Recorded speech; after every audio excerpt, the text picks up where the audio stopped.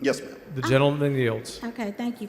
Representative Bucy, you made some great arguments, or points, I should say, regarding this issue. So could you tell me how many states, a lot of states have expanded Medicare.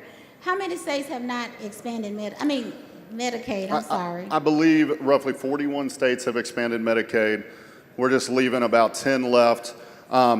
You know, when you think about who's done it, it's not just blue states at that number. We've seen lots of states, red states, blue states, and they've done it because, and I think this is key to the conversation, members, that we maybe forget about here. And I want to say this to those that are in line, and I'd love to have this conversation now and in the future with y'all.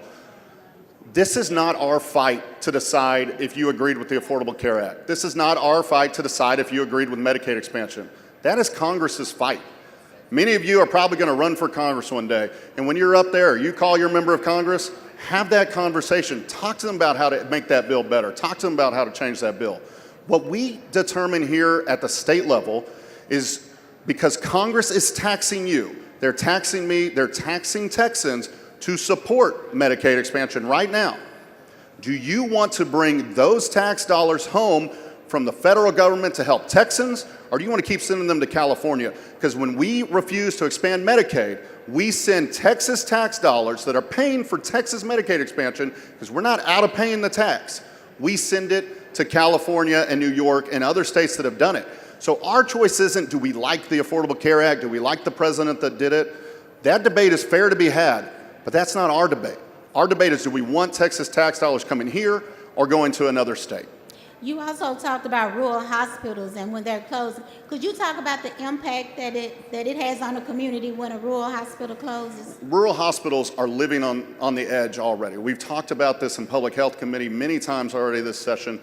We've had more rural hospitals close in Texas than anywhere else. It's 26 hospitals that have closed in Texas. There's another 75 living on life support right now.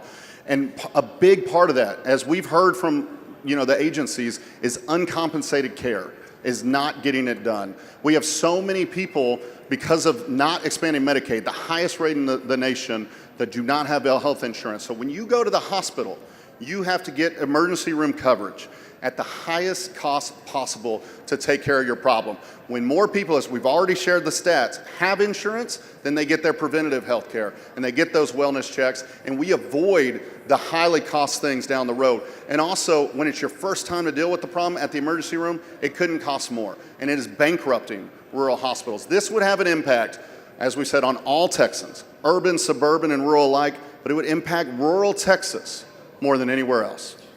Representative Bucy, wouldn't you agree that people who are eligible for Medicaid are our seniors, they're the disabled, and their children, right? They're not just healthy. Absolutely, and we talked about that, and that's who's getting this coverage. What we want to talk about with the Medicaid expansion gap, and I think it's important too, because we hear the pushback sometimes.